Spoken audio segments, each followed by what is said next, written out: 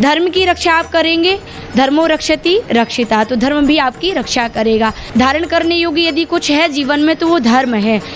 आज शिक्षा के प्रबंधन है, संस्कारों के प्रबंधन नहीं है। बड़े बड़े साधु संतों का छत्तीसगढ़ में आगमन होता है और आज छत्तीसगढ़ पहुंची हुई हैं वृंदावन से पुष्पांजलि दीदी जी, जो साध्वी हैं और कथा वाचन करती हैं। दीदी, किस प्रयोजन से आज आप पहुँचे हैं छत्तीसगढ़ में?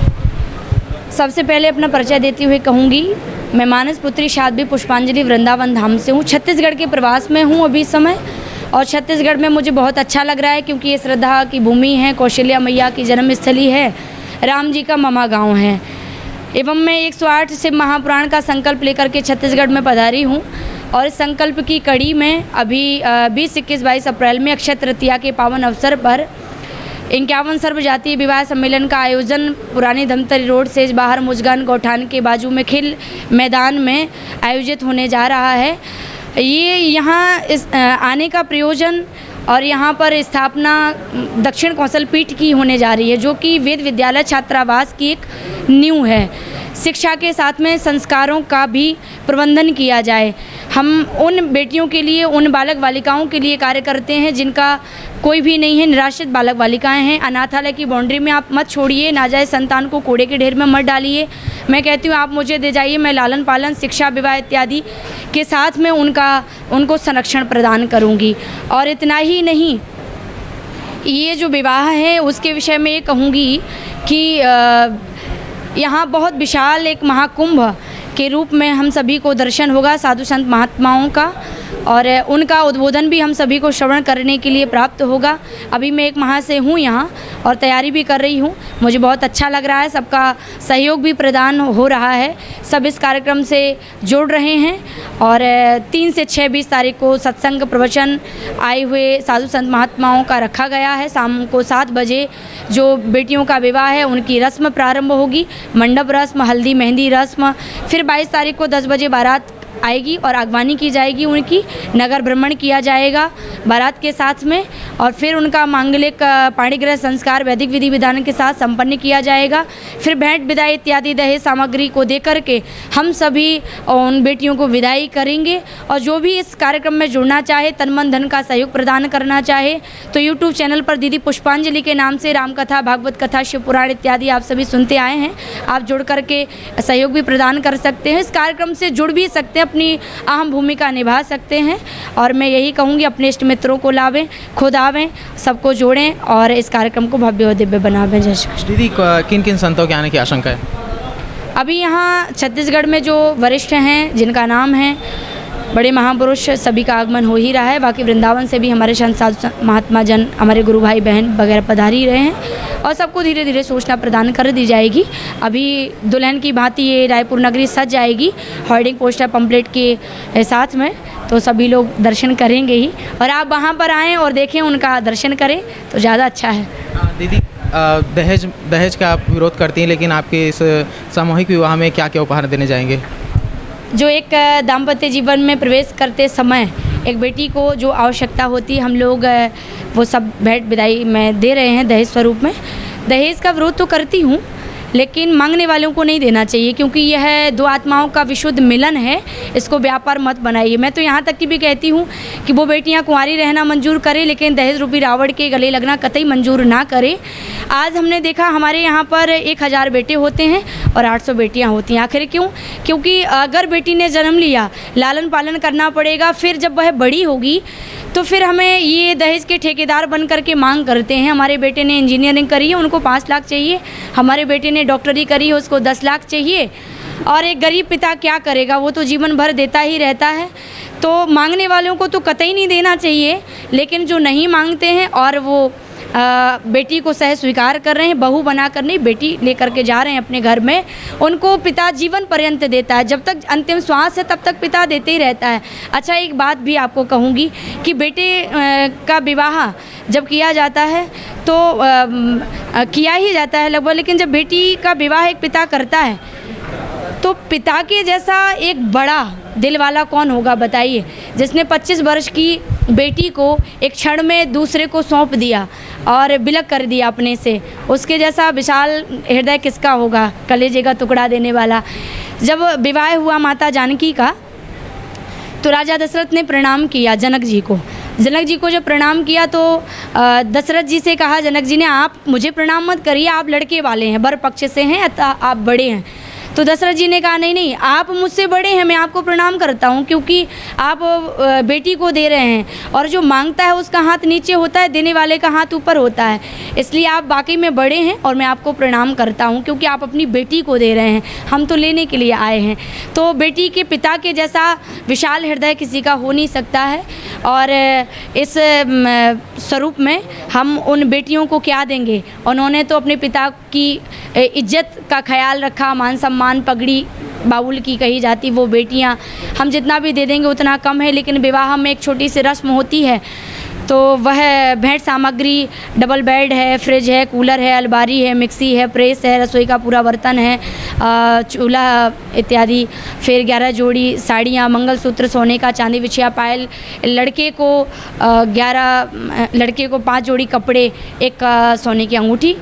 इतना छोटा सा ही उपहार मैं दे रही हूँ उन बेटियों को। दीदी, सामान्यतः आजकल जो युवा वर्ग हैं वो कोई इंजीनियर बनना चाहता है, कोई डॉक्टर बनना चाहता है, आपका अध्यात्म की ओर झुकाव कैसे हुआ? मैं बचपन से ही वाल साध्वी हूँ, और परिवार में हमारे माहौल धर्म का ही रहा है। हमारे पिताजी भागवताचार्य हैं, पंडित भागवत शास्त्री जी महाराज। जन्मभूमि हमारी झांसी है, और वृंदावन में हमारा लालन पालन दीक्षा इत्यादि अध्ययन रहा है। और 5 वर्ष की आयु से मैं भागवत प्रवचन इत्यादि बोलने लगी थी। 95 का हमारा डेट ऑफ बर्थ है। तो घर का माहौल और धर्म का माहौल निश्चित रूप से संस्कारवान बनाता है। वही संस्कार माता पिता के, उनका पुण्य प्रताप आज मुझे इस ओर ले आया है। तो मैं यही कहूँगी युवाओं से भी कि आप इंजीनियर बनिए, डॉक्टर बनिए, समाज राष्ट्र की सेवा करिए, लेकिन धर्म को मत भूलिए, क्योंकि जब राष्ट्र बचेगा तो धर्म बचेगा, और धर्म को धारण करेंगे तो धृत्याया धार्यते। धारण करने योग्य यदि कुछ है जीवन में तो वो धर्म है। अपने धर्म में मर जाना श्रेष्ठ है, दूसरों के धर्म में गुलामी करना श्रेष्ठ नहीं है। और रामो विग्रहवान धर्मा, राम जी धर्म के स्वरूप हैं। धर्म की रक्षा आप करेंगे, धर्मो रक्षति रक्षिता, तो धर्म भी आपकी रक्षा करेगा। आज हम देखते हैं युवा भटक रहा है, वो पाश्चात्य संस्कृति की ओर बढ़ता चला जा रहा है। कारण एक ही है, माता पिता गंभीर नहीं है, संस्कारों की प्लानिंग नहीं करी उन्होंने। शिक्षा के प्रबंधन बहुत किए, कॉन्वेंट स्कूलों में पढ़ाया, और जितना बच्चे का बोझ नहीं है उतनी किताबों का बोझ है।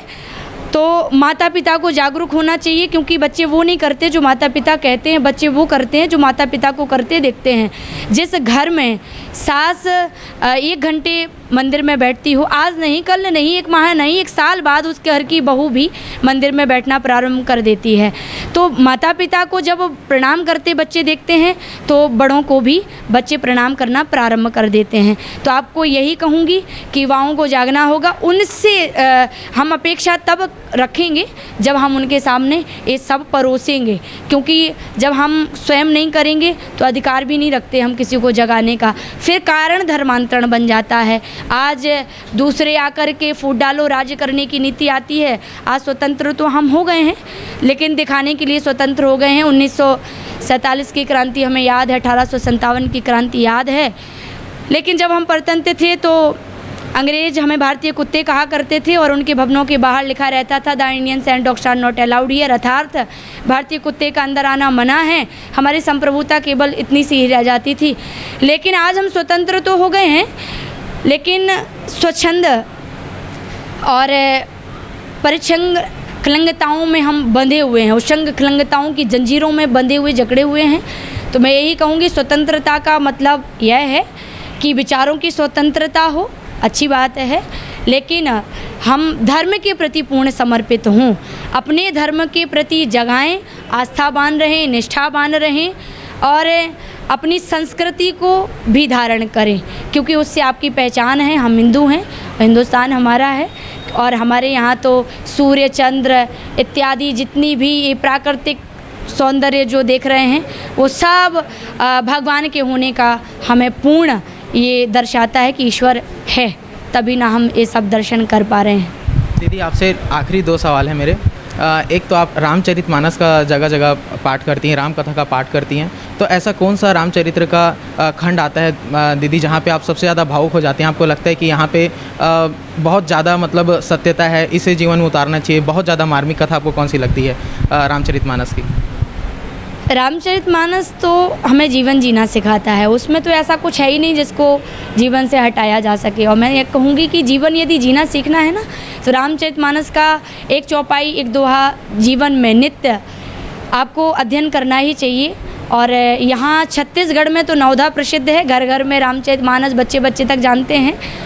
आप को यदि सीखना है और देखना है कि जीवन में भाई का भाई के साथ संबंध कैसा होना चाहिए, तो रामचरितमानस से सीखिए।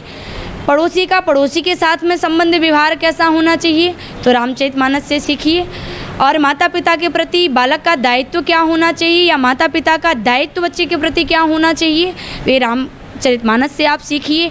यहाँ तक कि शत्रु से भी हमें किस प्रकार का व्यवहार करना है, मित्र से क्या हमको व्यवहार करना है, किससे उम्मीद, किससे आशा, किसकी उपेक्षा, किसकी अपेक्षा हमें करनी है, ये सब हमें रामचरितमानस सिखाती है और जीवन जीना सिखाती है। और मैं यही कहूँगी, रामचरितमानस यदि तुम पढ़ते हो तो तुम्हें राम बनना होगा। चलो राम के पद चिन्हों पर अब इतिहास बदलना होगा। ना जाने कितनी अभी ताड़का ऋषि मुनियों को सता रही हैं, जाने कितनी सूर्पनखाएं अपना नाटक दिखा रही हैं, अभी ना जाने कितनी सती अभी भी माया से सीता बनती हैं, ना जाने कितनी केकई बनपति के प्राण लिया करती हैं। तुम्हें कहीं पथभ्रष्ट ना कर दे, इनसे प्रथम निपटना होगा।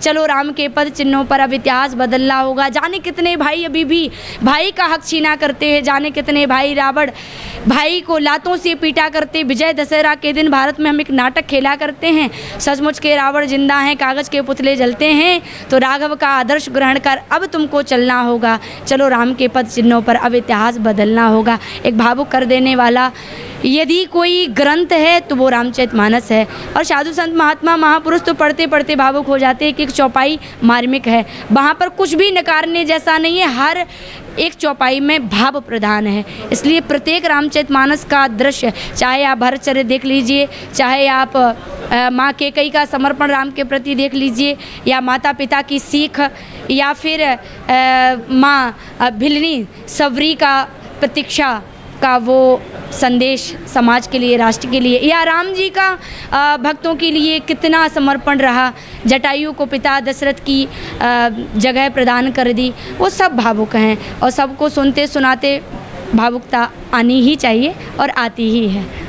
दीदी आप बता रही हैं कि रामचरितमानस से इतना कुछ ज्ञान है कि जिसे हम जीवन में उतारे तो जीवन ही परिवर्तित हो सकता है, लेकिन कुछ राजनेता हैं दीदी जो बोलते हैं कि रामचरितमानस को जला देना चाहिए।